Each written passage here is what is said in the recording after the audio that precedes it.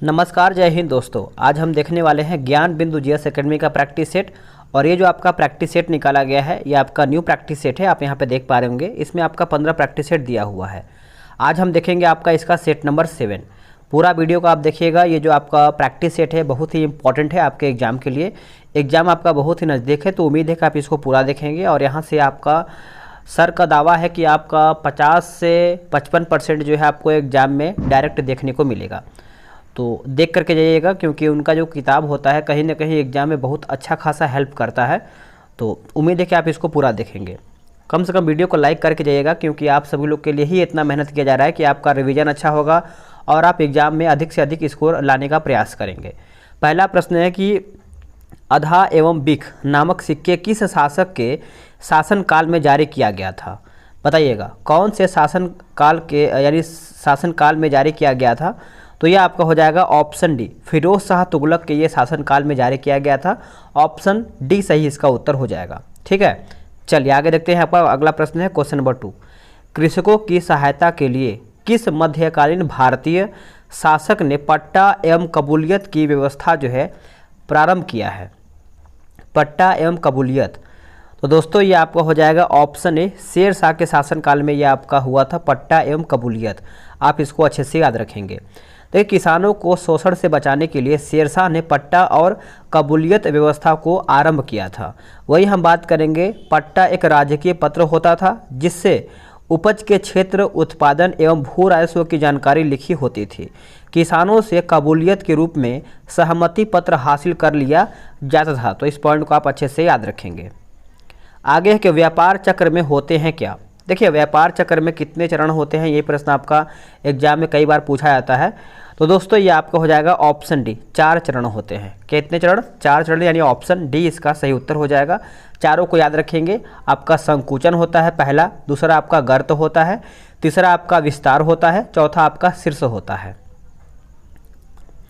चौथे एंग्लो मैसूर युद्ध के दौरान ब्रिटिश गवर्नर जनरल कौन है? ब्रिटिश गवर्नर जनरल जो था वो आपका कौन था? तो आपका उत्तर हो जाएगा ऑप्शन डी, लॉर्ड वेलेजली। देखिए, लॉर्ड वेलेजली जो है इसका सही उत्तर हो जाएगा। वेलेजली का आप शासनकाल याद रखेंगे। 1798 से लेकर के 1805 तक इसका 1805 तक इसका शासनकाल था। तो पहला पॉइंट आप इसको अच्छे से याद रखेंगे। और जो ये आपका लॉर्ड वेलेजली था, ये आपका खुद को बंगाल का शेर भी कहता था।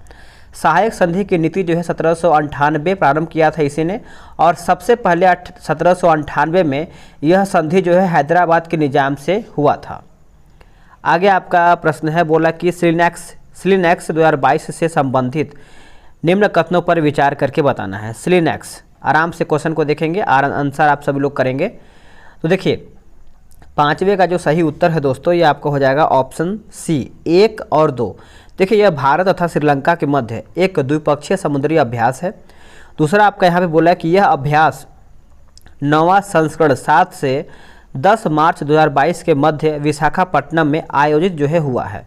तो आप इस पॉइंट को अच्छे से याद रखेंगे। आगे आपका प्रश्न है क्वेश्चन नंबर 6। राष्ट्रीय मतदाता दिवस जो है कब मनाया जाता है? देखिए, राष्ट्रीय मतदाता दिवस जो है आप इसको अच्छे से याद रखेंगे, क्योंकि दिवस भी आपका एग्जाम में पूछ रहा है। तो इसका उत्तर जो है आपका ऑप्शन ए हो जाएगा 25 जनवरी को। अब थोड़ा सा दिवस के बारे में मैं आपको 8-10 बता दे रहा हूँ, ताकि आपको जो इंपॉर्टेंट है यहाँ से आपका दिवस कई बार एग्जाम में पूछा गया है। जैसे आपका यहाँ पे देखिए 26 जनवरी को पता ही है आपका गणतंत्र दिवस के रूप में मनाते हैं।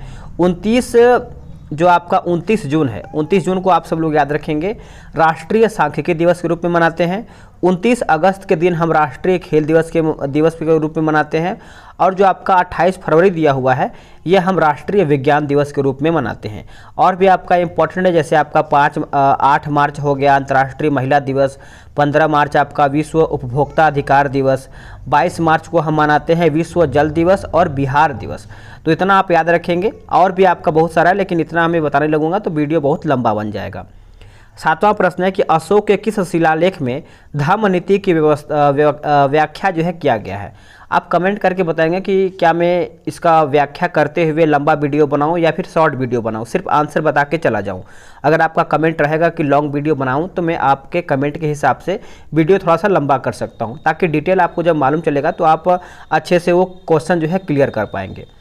तो धम्म नीति व्याख्या किया गया था, तो ये आपका हो जाएगा ऑप्शन ए 11वां शिलालेख में। ए जो है इसका सही उत्तर हो जाएगा। अब कुछ शिलालेख के बारे में हम समझ लेते हैं। जैसे आपका जो पहला शिलालेख था, इसमें पशु बलि की निंदा सभी मनुष्य मेरी संतान की तरह, इसमें आपका बात कहा गया है। वही हम बात करेंगे जो आपका यहाँ पे दिया गया है 9वां शिलालेख के बारे में। 9वां का भी हम देख लेते हैं। 9वां शिलालेख में धम्म, देखिए जो आपका 9वां शिलालेख, इसमें धम्म समारोह की चर्चा की गई है और सभी भेंट व शिष्टाचार का उल्लेख भी किया गया है। वही हम बात करेंगे 5वां शिलालेख के बारे में। तो 5वां में इसमें धम्म महामात्रों की नियुक्ति की गई है, तो इसमें आपका इसी में बात किया गया है। वही हम बात करेंगे चौथा शिलालेख के बारे में। तो देखिए चौथा में आपका है कि इस अभिलेख में भेरी घोष की जगह धम्म घोष की घोषणा किया गया है। तो आप इस पॉइंट को भी अच्छे से याद रखेंगे। आगे आपका प्रश्न है क्वेश्चन नंबर 8, बोल रहा है कि मोठ की मस्जिद का निर्माण किसके शासनकाल के दौरान जो है किया गया था। तो किसके शासनकाल के दौरान ये किया गया था, तो ऑप्शन आपका हो जाएगा ऑप्शन सी, सिकंदर लोदी के शासनकाल के दौरान ये किया गया था। तो आप इस पॉइंट को अच्छे से याद रखेंगे। जैसे आपका कुतुबुद्दीन ऐबक हो गया, देखिए कुब्बत उल इस्लाम मस्जिद तुर्कों द्वारा निर्मित प्रथम स्थापत्य है। और वही हम बात करेंगे कुतुबुद्दीन ऐबक के बारे में। तो कुतुब मीनार 2.5 दिन का झोपड़ा, इसी के द्वारा ये आपका स्थापना किया गया था। तो आप इस पॉइंट को भी अच्छे से याद रखेंगे। इसमें आपका इल्तुतमिश दिया गया है, तो इल्तुतमिश को भी हम देख लेते हैं। जैसे आपका सुल्तानगढ़ी का मकबरा इसी के द्वारा, और इसमें आपका इल्तुतमिश ने कुतुब मीनार का जो अधूरा काम हुआ था उसको अधूरा काम यानी कुतुब मीनार का, वो इल्तुतमिश ने ही पूरा किया था। तो आप इस पॉइंट को अच्छे से याद रखेंगे। ठीक है, चलिए आगे देख लेते हैं। अगला प्रश्न है कि जून 2022 में जारी वैश्विक शांति सूचकांक 2022 से संबंधित निम्न कथनों पर विचार कीजिए। तो निम्न कथनों पर विचार करके बताना है। तो हम इसका ऑप्शन देख लेते हैं। तो देखिए इसका 9 का जो उत्तर है दोस्तों, सभी आपका हो जाएगा। यानी इस सूचकांक में 163 देशों को शामिल किया गया है, जो कि सही है। इसमें आइसलैंड को शीर्ष स्थान प्राप्त हुआ है, ये भी सही है। सूचकांक में भारत को 135वां स्थान प्राप्त हुआ है। तो आप इस पॉइंट को अच्छे से याद रखेंगे, सभी आपका यहाँ पे पॉइंट सही हो जाएगा। क्वेश्चन नंबर 10 बोल रहा है कि भू राजस्व से संबंधित महालवाड़ी व्यवस्था का जनक जो है किसे माना जाता है। आराम से आप सभी लोग आंसर करेंगे, इस तरीके से आप सेट लगा रहे हो, वैसे ही आपको आंसर करना है। तो आंसर आपका जो है ऑप्शन बी हो जाएगा, हाल्ट यानी हॉल्ट मैकेंजी जो है इसका सही उत्तर हो जाएगा। अब इसको समझिएगा अच्छे तरीके से। जैसे आपका महालवाड़ी व्यवस्था दिया गया है, देखिए महाल का तात्पर्य है गांव। इस व्यवस्था के अंतर्गत गांव के मुखिया से सरकार का लगान वसूली का समझौता होता था, जिससे हम महालवाड़ी बंदोबस्त कहा गया था उस पॉइंट को। ठीक है, यही हम बात करेंगे। इस व्यवस्था का जनक जो है हॉल्ट मैकेंजी को माना जाता है। इसने 1819 के अपने प्रतिवेदन में महालवाड़ी व्यवस्था का सूत्रपात किया, जिसे सर्वप्रथम 1822 में कानूनी रूप से लागू किया गया था। चलिए आगे देख लेते हैं। कंप्यूटर की स्मृति का मापन जो है किया गया था किसके द्वारा। तो दोस्तों 11 का जो उत्तर है आपका हो जाएगा ऑप्शन ए, बिट्स के द्वारा। किसके द्वारा? बिट्स, यानी ऑप्शन ए सही उत्तर हो जाएगा। देखिए जो आपका कंप्यूटर होती है, यानी कंप्यूटर की बात करेंगे तो यह कंप्यूटर मेमोरी में संग्रह की सबसे छोटी इकाई मानी जाती है। आगे है कि बंद अर्थव्यवस्था वह अर्थव्यवस्था है जिसमें तो न तो निर्यात न ही आयात होता है। तो ऑप्शन आपका डी सही उत्तर हो जाएगा। इसमें देखिए आपका मिलान करके बताना है सूची 1 और सूची 2। सूची 1 में आपका उष्णकटिबंधीय चक्रवात दिया गया है और दूसरे में आपका यहाँ पे देश दिया गया है। तो हम इसको अच्छे तरीके से मिलाते हैं। तो देखते हैं इसका सही उत्तर क्या हो जाएगा क्वेश्चन नंबर 13 का।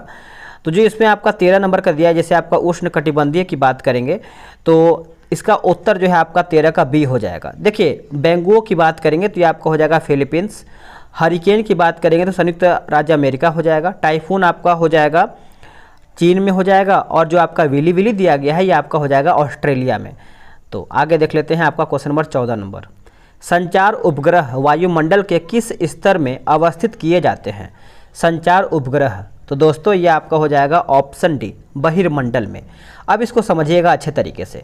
देखिए यह मंडल जो है वायुमंडल का सबसे ऊपरी स्तर होता है, जिसका विस्तार आयन मंडल से ऊपर वाले वायुमंडलीय भाग में होता है। यहाँ पर वायु का घनत्व जो है अत्यंत कम हो जाता है। ठीक है, बहिर्मंडल की वायु में हाइड्रोजन तथा हीलियम गैसों की प्रधानता रहती है। तो आप इसको अच्छे से याद रखेंगे, भूलेंगे नहीं। निम्नलिखित में से किसे शैलकृत स्थापत्य का आश्चर्य माना जाता है? आश्चर्य माना जाता है, बताइए इसका सही आंसर क्या होगा? तो इसका जो सही उत्तर है आपका ऑप्शन सी हो जाएगा, कैलाश मंदिर, जो कि एलोरा में स्थित है। ऑप्शन 15 का सी सही उत्तर हो जाएगा। कैलाश मंदिर का निर्माण की अगर हम बात करेंगे तो राष्ट्रकूट शासकों ने कृष्ण प्रथम ने करवाया था। वही हम बात करेंगे बृहदेश्वर मंदिर। तो देखिए बृहदेश्वर मंदिर जो है तंजावुर का निर्माण जो है चोल शासक राजवन ने किया था। वही आपका यहाँ पे लिंगराज मंदिर भी दिया हुआ है जो कि आपका एलोरा में है। देखिए लिंगराज मंदिर का निर्माण जो है आपका सोमवंशी साम्राज्य के राजा ययाति केसरी ने करवाया था। और यहाँ पे देखिए आपको कंदरिया महादेव मंदिर भी दिया हुआ है जो कि खजुराहो में स्थित है। और इसका निर्माण की अगर हम बात करेंगे तो इस मंदिर का निर्माण जो है आपका चंदेल शासक विद्याधर ने करवाया था। तो चारों आप याद रखेंगे, चारों में से कोई भी आपका प्रश्न पूछ सकता है। हाल ही में पॉइंट 5140 का नाम बदल करके गन हिल कर दिया गया है। यह किस राज्य या फिर संघ राज्य क्षेत्र में स्थित है?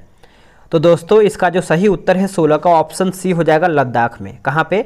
लद्दाख इसका सही उत्तर हो जाएगा। आप इसको अच्छे से याद रखेंगे। चलिए आगे देख लेते हैं। आपका 17 नंबर बोल रहा है कि यूक्रेन का सवेलिका क्षेत्र जो है क्यों प्रसिद्ध है? यूक्रेन का जो आपका सवेलिका है दोस्तों, यह आपका जो प्रसिद्ध है प्राकृतिक गैस उत्पादक के रूप में प्रसिद्ध है। ऑप्शन आपका बी सही उत्तर हो जाएगा। चलिए आगे आपका है क्वेश्चन नंबर 18 नंबर बोल रहा है कि संविधान के किस अनुसूची में दल बदल से संबंधित प्रावधानों का उल्लेख किया गया है? देखिए दल बदल आपको याद ही होगा, यह आपका 10वीं अनुसूची से संबंधित है। ऑप्शन आपका सी सही उत्तर हो जाएगा। और जो आपका दल बदल जो आपका अनुसूची है ये आपका कौन से संविधान संशोधन से संबंधित है? तो 52वां संविधान संशोधन। और ये जो आपका 52वां संविधान संशोधन हुआ था यह आपका 1985 में हुआ था। याद रखेंगे 1985 में, ठीक है। इसमें दल बदल से संबंधित प्रावधानों का उल्लेख किया गया है। वही आपका यहाँ पे 9वीं अनुसूची दिया गया है। तो 9वीं अनुसूची में अगर हम बात करेंगे तो इसमें 9वीं अनुसूची में आपको याद ही होगा कि इसमें आपका संविधान में यह अनुसूची प्रथम संविधान संशोधन अधिनियम 1951 ईस्वी के द्वारा ये जोड़ा गया था। इसमें आपका बात करेंगे, इसके अंतर्गत राज्य द्वारा संपत्ति से अधिग्रहण की विधियों का उल्लेख किया गया है, ठीक है। चलिए आगे हम देख लेते हैं। अगला आपका प्रश्न है 19 नंबर, निम्नलिखित में से कौन असत्य है? इनमें से आपका गलत कौन सा है? देखिए रावी तथा व्यास जल विवाद अधिकरण जो है ये आपका 1986 सही है। कावेरी जल विवाद अधिकरण जो है आपका 1990 सही है। और वंशधारा जल विवाद अधिकरण जो है ये आपका 2010 सही है। लेकिन जो आपका ऑप्शन डी दिया गया है गलत है। नर्मदा जल विवाद अधिकरण जो है ये आपका हो जाएगा 2004, जो कि इसमें आपका गलत हो जाएगा। आप इसको अच्छे से याद रखेंगे। जो आपका नर्मदा जल विवाद अधिकरण जो है ये आपका हो जाएगा 1969 में। क्या हो जाएगा? 1969 में। तो आप इसको अच्छे से याद रखेंगे। आगे आपका प्रश्न है कि भारत छोड़ो आंदोलन के दौरान इनमें से कौन हजारीबाग जेल से फरार हुआ था? देखिए हजारीबाग जेल से कौन फरार हुआ था? सबसे पहले आपको याद ही होगा जयप्रकाश नारायण, यानी ऑप्शन बी इसका सही उत्तर हो जाएगा। आप समझिएगा इसके बारे में थोड़ा सा। देखिए डॉक्टर राजेंद्र प्रसाद को पटना यानी बांकीपुर जेल में नज़रबंद कर दिया गया था उस टाइम। उसके बाद जयप्रकाश नारायण जो थे उनको गिरफ्तार कर हजारीबाग जेल में रखा गया था, जो बाद में जेल की दीवार फांद करके वो फरार हो गए थे। आज़ाद दस्ता यानी भूमिगत कार्यवाही नामक दल का गठन किया गया एवं भूमिगत होकर के आंदोलन चला रहे थे। तो आप इसको अच्छे से याद रखेंगे। आगे आपका है कि तीनों गोलमेज सम्मेलनों में किसने भाग लिया था? सभी को याद होगा कि तीनों गोलमेज सम्मेलन में भाग कौन लिया था। पहले ही आपका यहाँ पे ऑप्शन दिया हुआ है भीम राव अंबेडकर, यानी BR अंबेडकर आप बोल सकते हैं। ऑप्शन ए इसका सही उत्तर हो जाएगा। लंदन में आपका आयोजित पहला सम्मेलन था। कुल 89 प्रतिनिधियों ने भाग लिया था। इस सम्मेलन में कांग्रेस ने भाग नहीं लिया था। इस पॉइंट को याद रखेंगे। वही हम बात करेंगे कि जो आपका यहाँ पे गांधी इरविन समझौता, जो कि दिल्ली समझौता भी आज आप इसको बोल सकते हैं, 5 मार्च 1931 को हुआ था। और जो आपका दूसरा गोलमेज सम्मेलन हुआ था 7 सितंबर 1931 से लेकर के 1 दिसंबर 1931 तक ये आपका हुआ था, ठीक है। चलिए आगे देख लेते हैं। आपका अगला प्रश्न क्या है? किस समिति की अनुशंसा के आधार पर अधिकारों के साथ संविधान में मूल कर्तव्य भी शामिल किए गए थे? सही आंसर आपका हो जाएगा ऑप्शन बी सरदार स्वर्ण सिंह समिति। ऑप्शन बी इसका सही उत्तर हो जाएगा। देखिए, मूल संविधान में मूल कर्तव्य नहीं थे। 1975 में तत्कालीन प्रधानमंत्री इंदिरा गांधी द्वारा आपातकाल की घोषणा की गई तथा सरदार स्वर्ण सिंह के नेतृत्व में गठित समिति ने सुझाव दिया कि मूल अधिकार के साथ मूल कर्तव्य भी होने चाहिए। ठीक है, तो आप इस पॉइंट को अच्छे से याद रखेंगे। आगे है 9 मई 2022 को कविता संग्रह के लिए पहले बांग्ला अकादमी पुरस्कार से किसे सम्मानित किया गया है? तो किसे सम्मानित किया गया है? तो आपका हो जाएगा option B, Mamata Banerjee. Option B इसका सही उत्तर हो जाएगा। पंचायती राज सम्मिलित किया गया था कौन से सूची में? सही उत्तर आपका हो जाएगा ऑप्शन बी, राज्य सूची में। क्या हो जाएगा? राज्य सूची, याद रखेंगे। संथाल जनजाति इस राज्य में नहीं रहती है। देखिए, संथाल जनजाति के बारे में पूछ रहा है तो असम आपका हो जाएगा, यानी असम में नहीं रहता है। ऑप्शन ए सही इसका उत्तर हो जाएगा। आगे प्रश्न है आपका, समुद्र की सीपी किस कारण से सुनहरी दिखाई देती है? समुद्र की सीपी, तो इसका उत्तर आपका हो जाएगा ऑप्शन बी, ध्रुवन। ध्रुवन इसका सही उत्तर हो जाएगा। केंद्र और राज्यों के बीच होने वाले विवादों का निर्णय करने की भारत की उच्चतम न्यायालय की शक्ति किसके अंतर्गत आती है? देखिए, किसके अंतर्गत आती है? तो ये आपको हो जाएगा मूल अधिकारिता के अंतर्गत आता है। ऑप्शन सी सही इसका उत्तर हो जाएगा। तो आप इसको अच्छे से नोट डाउन करेंगे। आगे आपका प्रश्न है कि स्वतंत्रता प्राप्ति के पश्चात पहला अविश्वास प्रस्ताव जो है लाया गया था कब? देखिए, अविश्वास प्रस्ताव दोस्तों ये आपका लाया गया था 1963 में, वर्ष 1963, यानी ऑप्शन सी इसका आंसर हो जाएगा। 1929 में नागपुर में संपन्न all India trade union Congress की अध्यक्षता जो है किसने किया था? तो हम इसका ऑप्शन देख लेते हैं। इसका ऑप्शन क्या है, यहाँ पे दिया हुआ है। देखिए, इसका ऑप्शन आपका 29 का जो दिया हुआ है ऑप्शन सी हो जाएगा। पंडित जवाहरलाल नेहरू के द्वारा ये किया गया था। ऑप्शन सी इसका उत्तर हो जाएगा। आगे प्रश्न है कि नीति आयोग के वर्तमान सीईओ कौन है? देखिए, नीति आयोग के जो वर्तमान सीईओ हैं परमेश्वरन अय्यर। परमेश्वरन अय्यर जो है इसके सीईओ हैं। इसके पहले आपके अमिताभ कांत थे।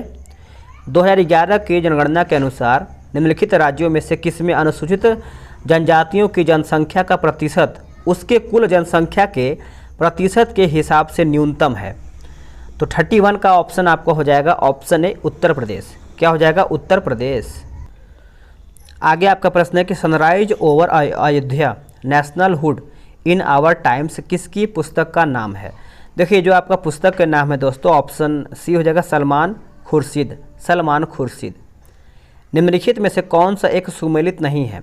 पहला आपका यहाँ पे यानी पॉइंट 1 आपका दिया है वन्यजीव अभयारण्य, दूसरा आपका है राज्य दिया गया है। मिलाते हैं। देखिए, मुकाम्बिका आपका जो है कर्नाटक सही है, और जो आपका डालमा दिया हुआ है झारखंड सही है। नैयर जो है आपका छत्तीसगढ़ जो कि गलत है। देखिए, आप समझेंगे अच्छे तरीके से इसको, अच्छे तरीके से। जो आपका ऑप्शन सी दिया गया है यही आपका यहाँ पे गलत हो जाएगा। बाकी आपका कोटी गांव जो दिया गया है गोवा, ये आपका सही है। तो आप इसको अच्छे से याद रखेंगे। चलिए, हम आगे आपका प्रश्न क्या है इसको हम देख लेते हैं। आगे है कि मखदूम शाह दौलत का मकबरा जो है कहाँ पर स्थित है? तो ये आपको देखने को मिलता है मनेर में। कहाँ पे? Maner, option B. आगे है कि शराबबंदी संविधान किस धारा में निर्देशित है? तो ये कौन सी धारा में निर्देशित है? तो ये आपको हो जाएगा धारा 47 में। धारा 47 यानी ऑप्शन ए। भारतीय सांख्यिकी संस्थान का मुख्यालय जो है कहाँ पर स्थित है? तो ये आपका हो जाएगा ऑप्शन डी, कोलकाता में। क्या हो जाएगा? कोलकाता इसका सही उत्तर हो जाएगा। लोकसभा का नेता कौन होता है? देखिए, लोकसभा का नेता सभी को याद ही होगा, जो कि प्रधानमंत्री ही होते हैं। ऑप्शन बी इसका सही उत्तर हो जाएगा। लोकसभा का अध्यक्ष अपना त्यागपत्र जो है किसको देता है? देखिए, लोकसभा का जो अध्यक्ष होता है ये आपका लोकसभा के उपाध्यक्ष को देता है। ऑप्शन सी इसका उत्तर हो जाएगा। 25 मार्च 2022 को यूरोपियन संघ और किस देश के मध्य डेटा ट्रांसफ़र समझौते पर हस्ताक्षर हुआ है? तो ये आपका जो हस्ताक्षर हुआ है America. Option B. Sanjay Gandhi जैविक उद्यान प्रसिद्ध है किस रूप में? तो ये आपका किस रूप में प्रसिद्ध है दोस्तों? तो गैंडा प्रजनन में एशिया के सबसे बड़े केंद्र के रूप में प्रसिद्ध है। ऑप्शन सी इसका सही उत्तर हो जाएगा। बक्सर की लड़ाई के समय बंगाल का नवाब कौन था? Very important. देखिए, बक्सर का जब लड़ाई हुआ था, युद्ध हुआ था, उस टाइम मीर कासिम जो है आपका बंगाल का नवाब था। ऑप्शन सी इसका सही उत्तर हो जाएगा। देखिए, 1700 में औरंगजेब ने मुर्शिदाबाद खां को सॉरी माफ़ कीजिएगा, मुर्शिद कुली खां को बंगाल का दीवान नियुक्त किया था। औरंगजेब की मृत्यु के पश्चात बंगाल में स्वतंत्र सत्ता की नींव मुर्शिद कुली खां ने ही डाला था। तो आप इसको अच्छे से याद रखेंगे। आगे हम प्रश्न आपका देखेंगे, क्वेश्चन नंबर 42 नंबर, मौद्रिक नीति का निर्माण भारत में कौन करता है? तो भारत में कौन करता है बताइएगा। ये आपका प्रश्न कई बार एग्जाम में भी पूछा गया है। देखिए जितना भी आपका इसमें आपका प्रश्न दिया हुआ है सभी सेलेक्टेड है, तो उम्मीद है कि आप इसको पूरा देखेंगे। तो ये आपका हो जाएगा आरबीआई इसका उत्तर हो जाएगा। किस संविधान संशोधन द्वारा दिल्ली को राष्ट्रीय राजधानी क्षेत्र का दर्जा जो है दिया गया है? तो ये आपको हो जाएगा 69वां, यानी ऑप्शन बी। लॉकडाउन लिरिक्स नामक पुस्तक किसने लिखा है? तो ये जो पुस्तक है दोस्तों ऑप्शन बी हो जाएगा संयुक्ता दास, याद रखेंगे।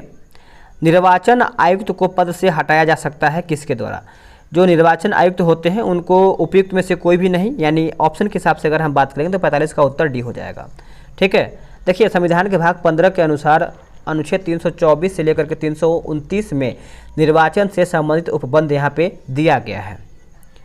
आगे प्रश्न है कि नियाग्रा जलप्रपात किस नदी पर स्थित है? नियाग्रा जलप्रपात जो है ये आपको देखने को मिलता है सेंट लॉरेंस में, सेंट लॉरेंस यानी ऑप्शन सी।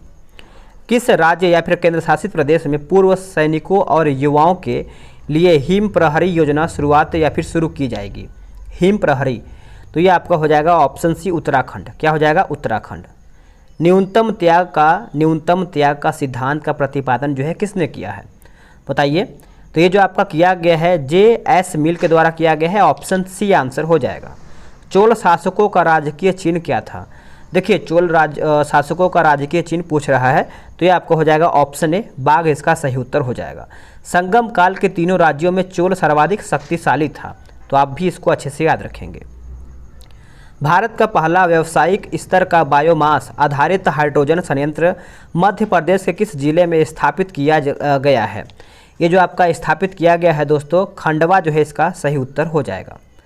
चलिए आगे आपका ये सब दिया हुआ है, आगे हम देख लेते हैं कि पृथ्वी के चारों ओर परिक्रमा कर रहा है कृत्रिम उपग्रह इसलिए पृथ्वी पर नीचे नहीं गिरता क्योंकि पृथ्वी का जो आकर्षण होता है उसकी गति के लिए आवश्यक तत्व प्रदान करता है। तो ऑप्शन आपका सी सही उत्तर हो जाएगा। अब आते हैं क्वेश्चन नंबर 53 पे।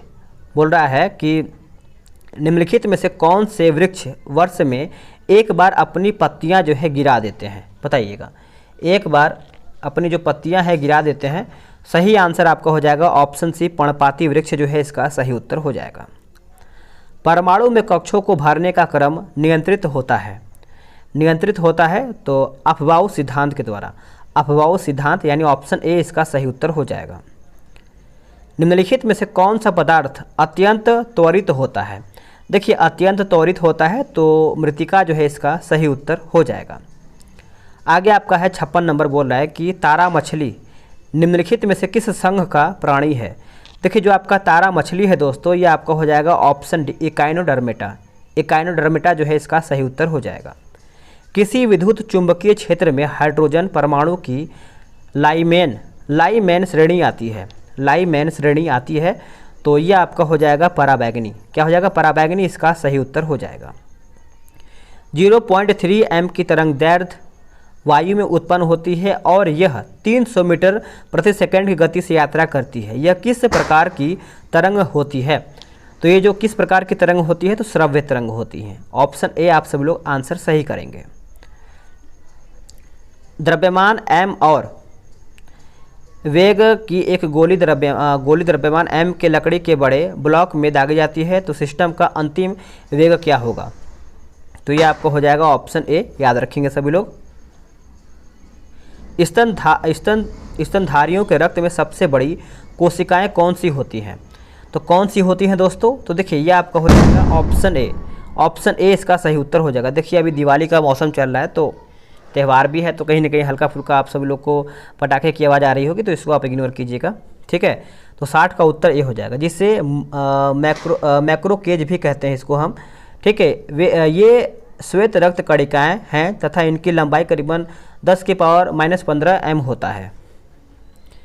किस कारण से तरल पदार्थों के क्वथनांक में भिन्नता होती है? आंसर हो जाएगा ऑप्शन डी दाब में भिन्नता। ऑप्शन डी आंसर हो जाएगा। चालक की वैद्युत प्रतिरोधकता की इकाई क्या है?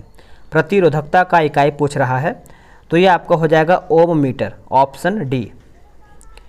निम्नलिखित में से कौन एक प्राइमेट है? देखिए इनमें से आपका कौन प्राइमेट है, तो आपका हो जाएगा ऑप्शन बी, लोरिस जो है इसका सही उत्तर हो जाएगा। आते हैं 64 नंबर पे। निम्नलिखित में से कौन से विटामिन सी एस्कॉर्बिक अम्ल के उत्तम स्रोत हैं? देखिए विटामिन सी की अगर हम बात करेंगे तो सबसे अच्छा आपका स्रोत की अगर हम बात करेंगे तो 64 का जो सही उत्तर है आपका अंगूर भी है, अनानास भी है, अमरूद है, पालक भी है। पालक तो मेरे हिसाब से उसमें आयरन की मात्रा अधिक देखने को मिलता है, लेकिन इसमें आपका ऑप्शन डी दिया हुआ है। लेकिन सबसे अधिक जो है आपको आंवला में देखने को मिलता है, नींबू में देखने को मिलता है, लेकिन सबसे अधिक विटामिन सी जो है आपका आंवला में अधिक मिलता है, ठीक है। लेकिन इसमें आपका आंसर ऑप्शन डी दिया है सभी। आगे कि उत्तक यानी टिश्यू संवर्धन है, बताइएगा, तो ये आपका हो जाएगा ऑप्शन डी, टिश्यू कागज पर जीवाणुओं का संवर्धन, यानी ऑप्शन डी सही आंसर हो जाएगा। आगे आपका प्रश्न है कि वायुमंडल में ओजोन की उपस्थिति महत्वपूर्ण है क्योंकि यह सोख लेता है। क्योंकि यह सोख लेता है तो ऑप्शन ए हो जाएगा कुछ पराबैंगनी बी और पराबैंगनी सी विकिरण, यानी ऑप्शन ए इसका सही उत्तर हो जाएगा। आगे है मोहर लवण है, सही आंसर आपका हो जाएगा एक द्विक लवण है, यानी ऑप्शन सी आंसर हो जाएगा। एक तेल या वसा में असंतृप्तता की मात्रा को मापा जाता है किससे? तो जो इसकी मात्रा होती है दोस्तों आयोडीन मान से मापा जाता है, ए इसका सही उत्तर हो जाएगा। आगे है निम्न में से सम न्यूट्रॉनिक समूह है कौन सा? तो यह आपका हो जाएगा ऑप्शन डी, ऑप्शन डी मिलाइएगा आप सभी लोग। शब्द इंसोलेशन यानी आपतन का अर्थ क्या है? इंसोलेशन का अर्थ पूछ रहा है, तो देखिए ऑप्शन बी हो जाएगा आने वाले सौर विकिरण हो जाएगा, बी इसका सही उत्तर हो जाएगा। निम्नलिखित में से क्या न्यूनतम वेग से कांच में संचलन करता है? देखिए संचलन करता है दोस्तों, तो ये आपका हो जाएगा ऑप्शन सी बैगनी प्रकाश, बैगनी प्रकाश इसका सही उत्तर हो जाएगा। वयस्क पुरुष में आरबीसी की सामान्य संख्या होती है, देखिए आरबीसी की सामान्य संख्या होती है तो 0.0 यानी 5.0 मिलियन, ऑप्शन बी सही इसका उत्तर हो जाएगा। मानव शरीर की सबसे बड़ी मिश्रित ग्रंथि कौन सी है? तो मानव शरीर की सबसे बड़ी मिश्रित ग्रंथि पूछ रहा है, तो ये आपको हो जाएगा ऑप्शन सी अग्न्याशय इसका सही उत्तर हो जाएगा। आगे आपका प्रश्न है क्वेश्चन नंबर 73, बोल रहा है कि मानव शरीर की सबसे बड़ी मिश्रित ग्रंथि कौन सी है? देखिए मिश्रित ग्रंथि के बारे में पूछ रहा है, तो ये आपको पता ही होगा, ये आपका हो जाएगा ऑप्शन सी अग्न्याशय। देखिए आप इसको समझिएगा अच्छे तरीके से। देखिए मानव शरीर की सबसे बड़ी मिश्रित ग्रंथि आपका अग्न्याशय है, यह यानी उदर गुहा व्यामाशय के पीछे स्थित लगभग 15 सेंटीमीटर लंबी गुलाबी रंग की मिश्रित ग्रंथि होती है। मनुष्य के अग्न्याशय में लगभग 15 से 20 लाख अंतःस्रावी कोशिकाएं होती हैं। आगे आपका है बोला है कि वेंचुरी मीटर का प्रयोग किसके मापन के लिए किया जाता है? तो ये आपका हो जाएगा ऑप्शन ए तरल के प्रवाह की दर, ऑप्शन ए इसका सही उत्तर हो जाएगा। आगे आपका मिलान करके बताना है, तो मिला लेते हैं हम सभी लोग इसको अच्छे तरीके से। देखिए आपका जो एट्रोपिन दिया हुआ है ये आपको हो जाएगा तारा विस्फारण हो जाएगा, ईंधन आपका हो जाएगा स्थानीय संज्ञाहरण, और नाइट्रोग्लिसरीन जो है ये आपका हो जाएगा हृदय की तकलीफ, और जो आपका पैरेथ्रियन जो है ये आपको हो जाएगा मच्छर नियंत्रण। तो इस प्रकार से आप इसको अच्छे से याद रखेंगे, डी इसका सही उत्तर हो जाएगा। तो दोस्तों आप सभी लोग का यहीं पर सेट समाप्त होता है। आगे आपका मैथ्स रीजनिंग दिया हुआ है, वीडियो कैसा लगा है कमेंट करके बताएंगे, और आपको इसका एक्सप्लेनेशन चाहिए तो आप कमेंट करके बताएंगे। यह भी आपका आधे घंटे का वीडियो है, अगर आप बोलेंगे तो मैं इसको 1 घंटा भी कर दूंगा आखिरी समय में। 1 घंटा का अगर आप वीडियो लगाएंगे तो आपका जीके जीएस जो है बहुत ही अच्छे तरीके से आपका रिवीजन हो जाएगा, या फिर आप बोलेंगे तो मैं 20 मिनट का भी आपको वीडियो जो है प्रोवाइड करा दूंगा, ठीक है। जैसा आपका कमेंट आएगा उसके हिसाब से मैं आपको वीडियो प्रोवाइड कराऊंगा। मिलते हैं कि नई वीडियो में, आज के लिए इतना ही।